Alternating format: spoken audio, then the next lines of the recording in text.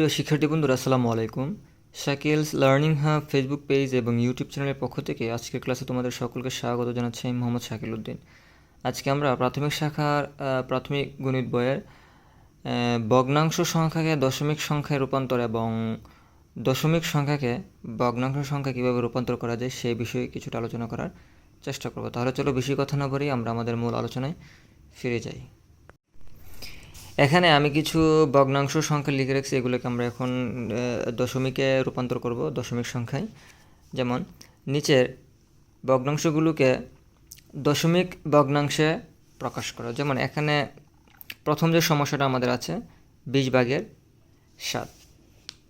এইরকম ভগ্নাংশকে যখন আমরা দশমিক সংখ্যায় রূপান্তর করব তখন আমাদের হরটাকে শতকে নিতে হবে, মানে হরটাকে 100 করতে হবে। যেমন আমরা জানি যে ভগ্নাংশের উপরের যে অঙ্কটা থাকে বা উপরের যে অংশটা, এটা হচ্ছে কি লব এবং নিচেরটা কি হর। এটা খুবই সহজে আমরা মনে রাখতে পারি। যেমন আমরা জানি যে দুধের যে স্বর থাকে এটা থাকে উপরে আর অঙ্কের হর থাকে কোথায়, নিচে। তার মানে 20কে আমরা হর বলবো আর 7 হচ্ছে লব। তার মানে এই হরকে আমাদের শতকে নিতে হবে বা 100তে নিতে হবে। এখন 20-এর সাথে কত গুণ করলে 100 হবে? যেমন আমরা যদি এখানে লিখি যে 7 20, 20-এর সাথে কত গুণ করলে 100 হবে? 5 20-এ 100। তাহলে 20-এর সাথে আমরা কত গুণ করছি? 5। 20-এর সাথে কত গুণ করলাম? 5। তাহলে 20-এর সাথে যেহেতু আমরা 5 গুণ করছি, তাহলে অর্থাৎ হরের সাথে যেহেতু 5 গুণ করছি, লবের সাথে কত গুণ করতে হবে? সেম সংখ্যা 5। তাহলে আমরা এটা লিখতে পারি 5 20-এ কত? 100। আর 7 5-এ 35। এখন 35 হলে তাহলে এখন কি হলো? 100/35। এখন এটাকে আমরা দশমিকে নিব। দশমিকে নিতে গেলে আমাদের কাজ হচ্ছে, যেমন এখানে আমরা গত ক্লাসে আমরা আলোচনা করছি যে এটা কিন্তু আমরা ভাগ, এটা কি ভগ্নাংশ মানে ভাগ, এটা হচ্ছে ভাগ চিহ্ন। তার মানে দশমিক, যেহেতু দশমিকে নিব তার মানে কি দশমিক ভাগ হয়ে যাবে। কি হয়ে যাবে? দশমিকের ভাগের যে নিয়ম, যেমন ভাগের সময় দশমিকটা কোন পাশে সরে যাবে? ভাগের সময় বামে। যেমন ভাগের ভ এবং বামের ব, এই ভ মিলে গেছে। তার মানে কি ভাগের সময় দশমিকটা বামে সরে যাবে। তাহলে বামে সরে গেলে কত হলে কত করে বামে যাবে? যেমন এখানে আমরা কত দ্বারা ভাগ করতেছি? 100 দ্বারা। তার মানে 100-র মধ্যে শূন্য কয়টা? 2টা। তাহলে 2 ঘর বামে যাবে। যেমন এখানে আছে 3 5। তার মানে এখানে যদি আমরা দশমিক দিই 1 ঘর, এখানে দিলে 2 ঘর। তার মানে দশমিকটা হবে এখানে, তার পূর্বে কিছু নাই, মানে কি শূন্য। তার মানে উত্তর কি হবে? 0.35। ঠিক আছে। তারপর 2 নাম্বার সেম একই রকম। এখানে কত আছে? 25/11। তো আমরা 25-কে আমরা এইরকম ভগ্নাংশগুলো যখন আমরা দশমিকে নিব তখন আমাদের হরটাকে 100-তে রূপান্তর করতে হবে। কত? শতকে বা 100 আমাদের বানাতে হবে। তাহলে এই 25-এর সাথে কত গুণ করলে 100 হয়? যেন 25-এর সাথে যদি আমরা 4 গুণ করি, 4 25-এ 100। তাহলে এই হরের সাথে যত গুণ করতে হবে লবের সাথে সেম একই রকম সংখ্যা কী করতে হবে? গুণ করতে হবে। তাহলে আমরা যদি এখানে গুণ করি, যেমন আমরা যদি এখানে লিখি যে 25 গুণ 4, তাহলে 11 গুণ 4, 4 25 কত? 100। 4 11 40। সেম একই রকম। তাহলে এখানে ভাগ করতেছি, দশমিক বামে যাবে। কত ঘর বামে? যেমন এখানে এই 100 মধ্যে শূন্য আছে করে 2টা, তার মানে 2 ঘর বামে। 2 ঘর বামে, এখানে দশমিক দিলে 1 ঘর, এখানে দিলে 2 ঘর। 2 ঘর না, তার আগে কী হবে? একটা, তার পূর্বে একটা শূন্য হবে। তার মানে উত্তর হবে 0.44। ঠিক আছে। সেম একই রকম এই যে 3 নাম্বার যে সমস্যা 50/37। এখন 50-এর সাথে কত গুণ করলে 100 হবে? 2। 50 2 গুণ 100, 50 গুণ 2। যেহেতু হরের সাথে আমরা কত গুণ করছি? 2 গুণ। লবের সাথে সেম 2। তাহলে 2 গুণ করলে কত হবে? 100। আর 37 গুণ 2, 37 গুণ 2 কত? 74। কত? 74। তাহলে এখন এটা দশমিকে যদি আমরা নিতে চাই তাহলে কী করতে হবে? যেমন এখানে 100-র মধ্যে শূন্য আছে করে 2টা, তাহলে 2 ঘর বামে যাবে। 2 ঘর বামে গেলে 1 ঘর 2 ঘর, তার মানে 7-এর আগে তার আগে একটা শূন্য, 0.74। ঠিক আছে। প্রিয় শিক্ষার্থী বন্ধুরা 4 নম্বর যে সমস্যাটা এটা হচ্ছে কি 4/1। এখন আমরা এই 4কে মানে হরকে আমরা কি করতে হবে, শতকে নিতে হবে বা 100-তে রূপান্তর করতে হবে। এখন 100-তে যদি আমরা রূপান্তর করি তাহলে 4-এর সাথে কত গুণ করলে 100 হয়? 25, 4 25-এ 100।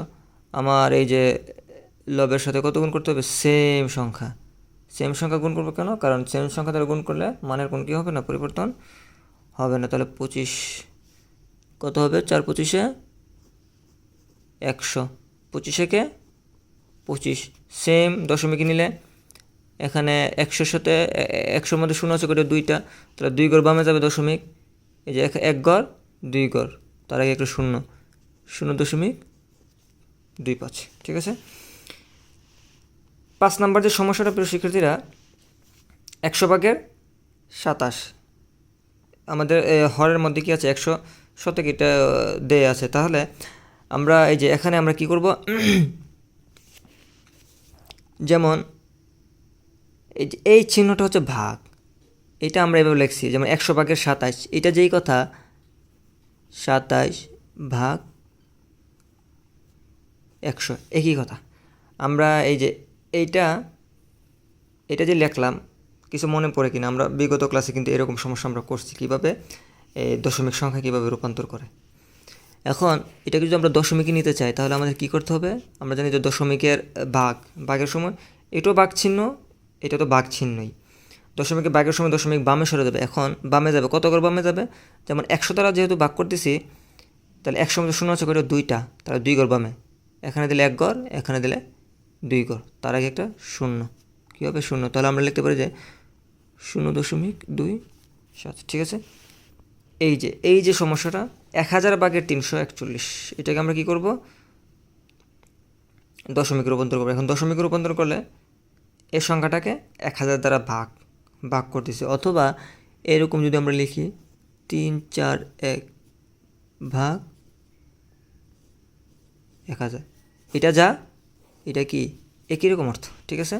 তাহলে এখন এটা আমরা কি করতে পারি, যেমন 1000 তো 1003 শূন্য আছে, তাহলে আমাদের 3 ঘর বামে যাবে দশমিক, এখানে দশমিক দিলে 1 ঘর 2 ঘর, এখানে দিলে 2 ঘর, এখানে দিলে 3 ঘর না, তার আগে কিছু নাই মানে কি 0। তাহলে আমরা লিখতে পারি যে 0.341। ঠিক আছে। প্রিয় শিক্ষার্থীরা এখন আমরা যে বিষয়টা দেখব যে দশমিক সংখ্যাকে আমরা কীভাবে ভগ্নাংশ সংখ্যায় বা ভগ্নাংশে রূপান্তর করতে পারি। যেমন এখানে আমি লিখে রাখছি যে নিচের দশমিক সংখ্যাগুলোকে ভগ্নাংশে রূপান্তর। এখন এইখানে প্রথম যে সমস্যাটা কি আছে 0.55, এটাকে আমরা ভগ্নাংশে নিব। ভগ্নাংশ মানে কি? ভাগ। যেমন এই যে চিহ্নটা দিলাম এটাই ভগ্নাংশ বা কি ভাগ। তাহলে এটার নিয়ম কি? এটার নিয়ম হচ্ছে এখানে দশমিকের উপরে কত আছে যা আছে আমরা তা লিখবো। যেমন দশমিকের উপরে কি আছে? 5 লিখলাম, হয়ে গেল 55। এখন এই দশমিকের জন্য আমরা কি লিখব? 1। দশমিকের পর যত অঙ্ক থাকে তত শূন্য। দশমিকের পর অঙ্ক কয়টা আছে? অঙ্ক আছে কয়টা আমার? 1টা 2টা, তাহলে 2টা শূন্য, যতটা অঙ্ক ততটা শূন্য। তাহলে এই যে 0.55কে আমরা ভগ্নাংশে রূপান্তর করলাম, কী হয়ে গেল? 100/55। ঠিক আছে। তারপরে প্রিয় শিক্ষার্থী বন্ধুরা 2 নম্বর যে সমস্যাটা আছে এটা হচ্ছে কি, আমরা এই যে যেহেতু ভগ্নাংশে রূপান্তর করবো, এই যে ভগ্নাংশ মানে ভাগ, তাহলে আমরা কি লিখতে পারি? উপরে দশমিকের পরে যা আছে আমরা তা লিখি, যেমন 0.4। দশমিকের জন্য একটা কি, নিচে একটা 1, দশমিকের পর যত অঙ্ক তত শূন্য, যতটা অঙ্ক ততটা শূন্য, 1টা 2টা অঙ্ক 2টা শূন্য। এখানে 0.4 যেই কথা, শুধু 4 কি একই কথা। তাহলে আমরা লিখতে পারি যে উপরে 4 নিচে 100, অর্থাৎ 100/4। ঠিক আছে। 3 নম্বর যে সমস্যাটা এটা হচ্ছে কি, আমরা ভগ্নাংশে রূপান্তর করব। এই যে ভগ্নাংশ দশমিকের পরে যা আছে তা লিখি, 7 5, তার মানে কি 75। নিচে কী হবে? দশমিকের জন্য এই যে দশমিকের জন্য একটা 1, দশমিকের পর যতটা অঙ্ক ততটা শূন্য, 2টা অঙ্ক 2টা শূন্য, 0.75 কী হয়ে গেল? এটাকে জন্য দশমিক সংখ্যাটাকে আমরা কি যখন আমরা ভগ্নাংশে রূপান্তর করলাম এটা হয়ে গেল 100/75। ঠিক আছে। তারপর আমাদের যে 4 নম্বর যে সমস্যাটা এটা আমরা সেম একই রকম, আমরা কি লিখতে পারি? ভগ্নাংশে রূপান্তর। এই যে ভগ্নাংশ দশমিকের উপর কি আছে? 2 5, আমরা 2 5 লিখলাম। 25 দশমিকের জন্য একটা 1, আর দশমিকের পর যতটা অঙ্ক ততটা শূন্য, দুইটা অঙ্ক, একটা অঙ্ক, দুইটা অঙ্ক, দুইটা শূন্য, 100/25। তারপরে এই যে সমস্যাটা, এটা হচ্ছে আমরা 0.3, এটাকে আমরা কী করব, এই যে দশমিকের পর কী আছে, শুধু 3 লিখব। এই দশমিকের জন্য নিচে কী দিবে, একটা 1, দশমিকের পর অঙ্ক এটা একটা শূন্য, ঠিক আছে। ওকে, তারপরে 6 নম্বর যে সমস্যাটা, আমরা কি লিখতে পারি, আমরা এই যে ভগ্নাংশ রূপান্তর করে, যে ভগ্নাংশ দশমিকের পর কি আছে 008, আমরা 008 লিখলাম। লেখার পর দশমিকের জন্য একটা 1 দিব নিচে। তারপরে দশমিকের পর কয়টা অঙ্ক আছে, একটা, দুইটা, তিনটা অঙ্ক, যেহেতু 3টা শূন্য, 1 2 3, 3টা শূন্য। এখন প্রিয় শিক্ষার্থী বন্ধুরা, এখানে উপরে আমরা এই যে লবের মধ্যে লিখলাম যে 008, এটা যেই কথা শুধু 8, একই কথা। আমরা তারপর নিচে যা আছে তা 1000, অর্থাৎ 0.008, এটাকে যখন আমরা ভগ্নাংশ রূপান্তর করলাম তখন কী হয়ে গেল, 1000/8। প্রিয় শিক্ষার্থীরা, আজকের ক্লাস এতটুকুই। সবাইকে অসংখ্য ধন্যবাদ। আসসালামু আলাইকুম ওয়া রাহমাতুল্লাহি ওয়া বারাকাতুহু।